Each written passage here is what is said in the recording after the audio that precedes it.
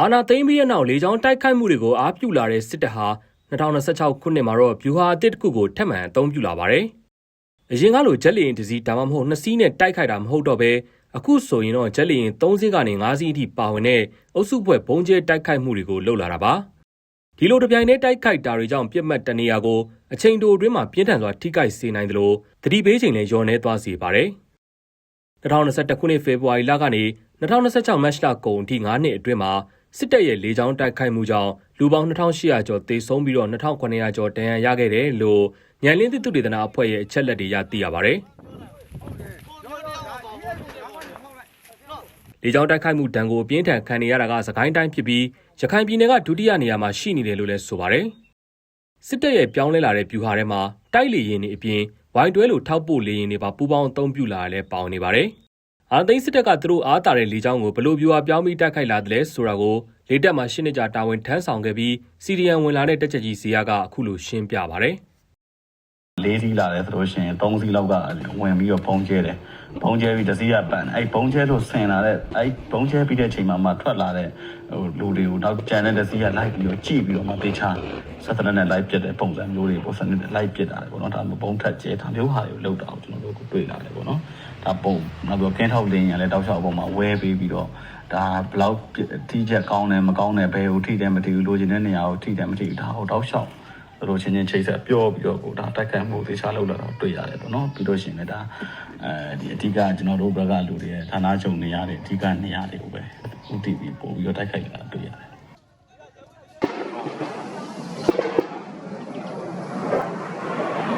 အီရန်နဲ့အမေရိကန်ပြည်ပခါကြောင့်ဖြစ်လာတဲ့ကမ္ဘာတွင်းလောင်စာဆီအကျပ်တဲတွေကြားထဲမှာလူအစုလိုက်ပြုံလိုက်တည်စေခဲ့တဲ့လေကြောင်းတိုက်ခိုက်တာတွေကိုအချိန်မလျှော့ပဲဆက်လုပ်နေတဲ့အပြင်မြမရိုးရာတကြံကာလမှာပါဘုံကြီးเจ้าမှာမချမ်းဘုံကျဲတိုက်ခိုက်နေကြတာပါ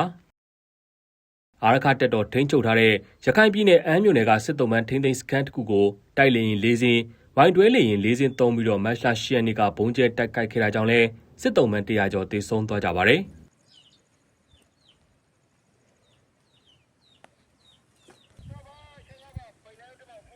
ပြည်နယ်မြို့တော်စစ်တွေတရုတ်ရင်းနှီးမြှုပ်နှံမှုတွေရှိတဲ့ကြောက်ဖြူမန်အောင်မြို့တွေမှာအပ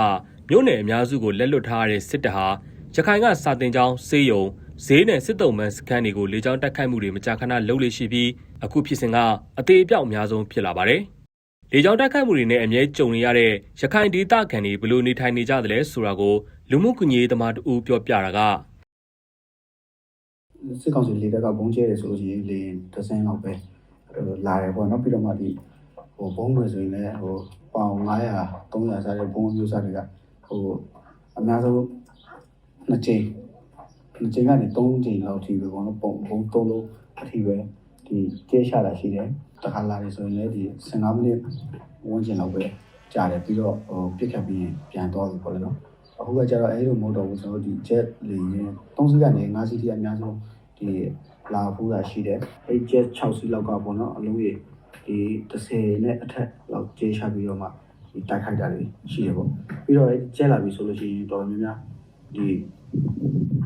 နောက်ကနေဒီ wider တို့ထောက်ဖို့လေ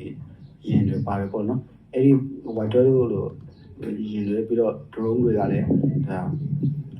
ဘုံတွေအများကြီးအဲ့ဒီတနေရာတွေကိုပဲစုပြုံပြီးတော့ကျဲချတာရှိတယ်ဒီတခါကျဲအဲ့ဒီ wider ကပါလို့ရှိရင်ကျဲတဲ့ wider စုပေါင်း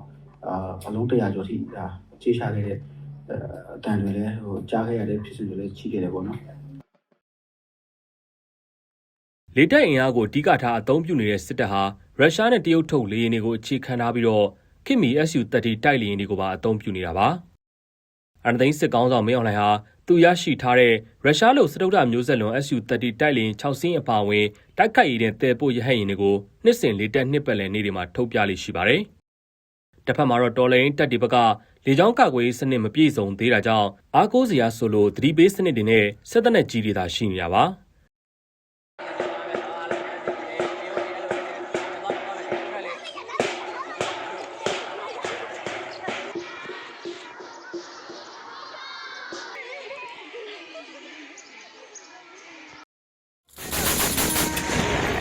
နိုင်ငံနှံ့ကမတူညီတဲ့လေတက်စခန်းတွေကနေတိုက်လေရင်တွေဟာတပြိုင်နက်တည်းပြန်တက်လာပြီးပြစ်မှတ်ကိုဘုံကျဲတိုက်ခိုက်တာဟာတော်လိုင်းတက်တွေရဲ့လေကြောင်းကင်းထောက်တွေအတွက် တတိပေးအလံပေးရမယ့်အချိန်နည်းသွားအောင်လုပ်တာလို့လည်းစစ်ရေးလေးလာသုံးသက်တာတွေကိုလုပ်နေတဲ့စီဒီအမ်ဘူကြီးစင်ရောကပြောပါတယ်။2029စစ်စင်နောက်ပိုင်းတရုတ်ချောင်းဝင်မှုနဲ့ငြိမ်သက်သွားတဲ့ရှမ်းမြောက်စစ်မျက်နှာလိုနေရာတွေလည်းရှိလာတာ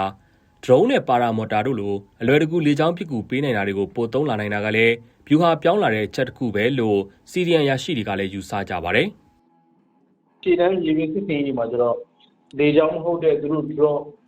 drone တွေ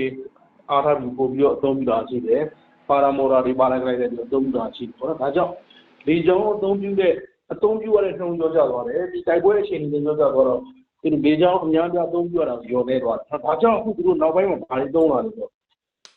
လေကြောင်းကိုအုပ်လိုက်ဒုနဲ့လေကြောင်းဘုံကျဲတဲ့ပုံစံနော်။ဒုနဲ့လေကြောင်းဘုံကျဲတဲ့ပေါ့။လေစစ်တွေအများကြီးသုံးပြီးတော့မှဒီ mass bombing လုပ်တာပေါ့နော်။ mass bombing လုပ်တာပေါ့။ဘုံလုံးကြီးအများပြားနဲ့စစ်လေးအများပြားနဲ့ပေါ့နော်ဒါမျိုးကိုကျွန်တော်အခုနောက်ပိုင်းမှာစက်တိုက်တွေ့လာတယ်သူတို့သတင်းရတဲ့နေရာတွေစေးပြီးမှထားနေတဲ့နေရာတွေတကယ်အင်းနဲ့အားနဲ့ပေါ့နော်ဒီကြောင့်အင်းနဲ့အားနဲ့ပုံကျဲတဲ့ view ဟာကိုသူတို့ပြောင်းသုံးလာတာကိုကျွန်တော်တွေ့ရတယ်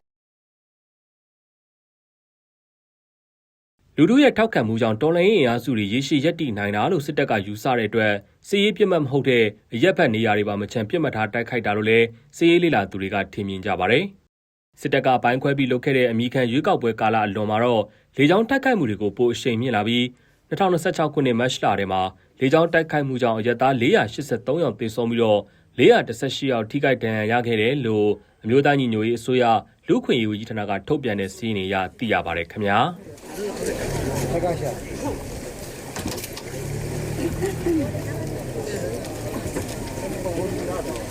မြန်မာနောင်ပရိသတ်များမင်္ဂလာပါရှင်မတရားမှုတွေကိုစက်ဖော်ထုတ်ဖို့နဲ့မရှိမဖြစ်လိုအပ်တဲ့သတင်းချက်လက်တွေပေးပို့နိုင်မှုမြန်မာနောင်အမာခံတွေရဲ့ပံ့ပိုးကူညီမှုကအရေးပါတဲ့အခန်းကဏ္ဍမှာရှိနေပါတယ်ကျမတို့မြန်မာနောင်အနေနဲ့ပြီးခဲ့တဲ့2025ခုနှစ်ထဲမှာသတင်းမှန်တွေစာဖတ်သူစီအရောက်ပေးပို့နိုင်ခဲ့ပြီးတော့ဒီထဲမှာလာရှိုးကနေကိုကန်တက်တွေစုတ်ခွာဖို့တရုတ်ကဘလို့အကြက်ကင်ခဲ့တယ်လဲ Facebook မှာပြန်လည်ခေါင်းထောင်လာတဲ့စစ်တပ်ရဲ့စိတ်သက်စစ်စင်ရေးပြည်ထောင်စုကြက်ခိုင်ရေးနဲ့ဖွံ့ဖြိုးပါတီဥက္ကဋ္ဌဦးခင်ရီဟာငွေကျပ်ဘီလီယံနဲ့ချီတဲ့ပါတီပိုင်ငွေကြေးတွေကိုမိသားစုပိုင်စီးပွားရေးလုပ်ငန်းနဲ့စီးဆင်းစေခဲ့တဲ့ဆိုတဲ့အကြောင်းနဲ့စွမ်းရှင်တို့ရဲ့ခေါင်းကင်ဖခင်လက်မြုပ်ခင်ကြီးဆိုတဲ့သတင်းတွေကိုအထောက်ထားတွေနဲ့တကွမြန်မာနောင်သတင်းဌာနကတင်ဆက်နိုင်ခဲ့ပါတယ်။အခုလိုမျိုးအမိခိုကင်းတဲ့သတင်းထုတ်လုပ်မှုလုပ်ငန်းစဉ်တွေကိုလှုပ်ဆောင်နိုင်ဖို့မြန်မာနောင်ရဲ့အမာခံပရိသတ်ဖြစ်ပါဝင်ကူညီပေးကြပါ